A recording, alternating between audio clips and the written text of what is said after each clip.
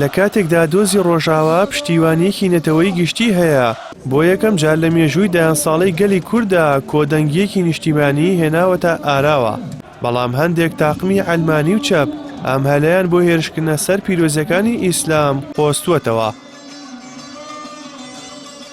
وەک دەردەکەوێت کەسانێک کە پاشخانێکی ئەلمانی و چەپ و کینەبەرایەتی شکست خواردویان بەرامبەر ئاینی ئیسلام هەیە، پرسی ڕۆژاوایان وەک پەردەیەک و دەرفەتێکی زێڕین بەکارهێناوە بۆ گوزارش لەو قینە کۆنەی بەرامبەر بە ناسنامەی ئیسلامی گەلەکەمان هەیەە.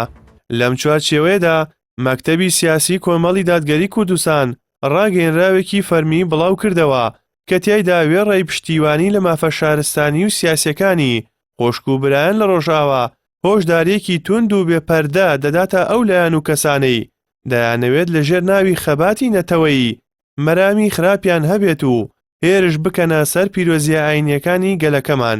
ئەو خاڵەی کە لە ڕاگەیەنراوەکەی کۆمەڵی دادگەری و خوێندنەوەی چاودێراندا جێگەی تێڕامانە دەرکەوتنی ئاڕاستەیەکی دیاریکراوە لە نێو هەندێک لە گربوونەوەکاندا.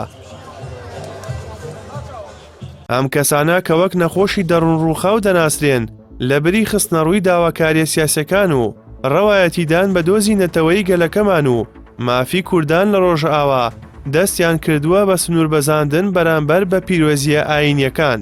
چاودێران دووپاتی دەکەنەوە ئەم ڕەفتارانە نەک هەر خزمەت بە دۆزی کورد ناکات، بەڵکو وەک ڕشتنی ژەهر وایە لە جەستەی کۆمەڵگەیەکدا کە زۆرینەی ڕەهای موسڵمانە.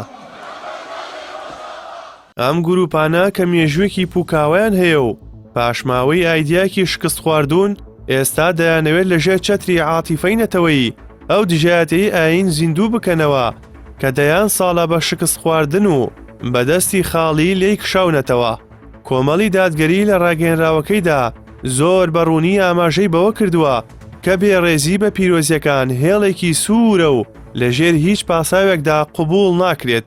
ئەم هەڵوێستەی کۆمەڵی دادگەری گزارشتا لەو ڕاستیەی کە هەر کەسێک لە مێژوودا ویستی بێتی لە ڕێگەی تانەدان لە بیر و باوەڕی خەڵک پێگەیەک بۆ خۆی دروست بکات دوجار جگە لەسەر شۆڕی و ڕەتکردنەوەی جەماوەری هیچی دیکەی بۆ نەماوەتەوە.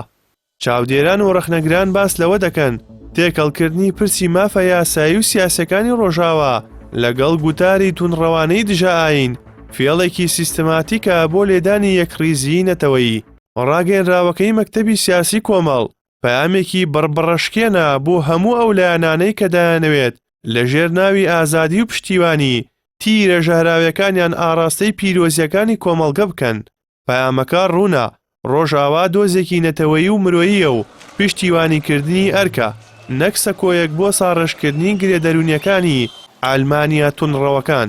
هاوکات کۆمەڵی دادگەری وێڕای پشتیوانی بۆ ڕۆژاوا جەخت دەکاتەوە کاینی ئیسلام ناسنامەی سەرەکی گەلەکەمانە و پێویستە ڕێز لەم زۆرینەیە بگیرێت نەک بکرێتە قوربانی عەقڵیەتێکی پەراوێزخراو کە دەیەوێت لە ناو ئاوی لێڵدا ڕاو بکات.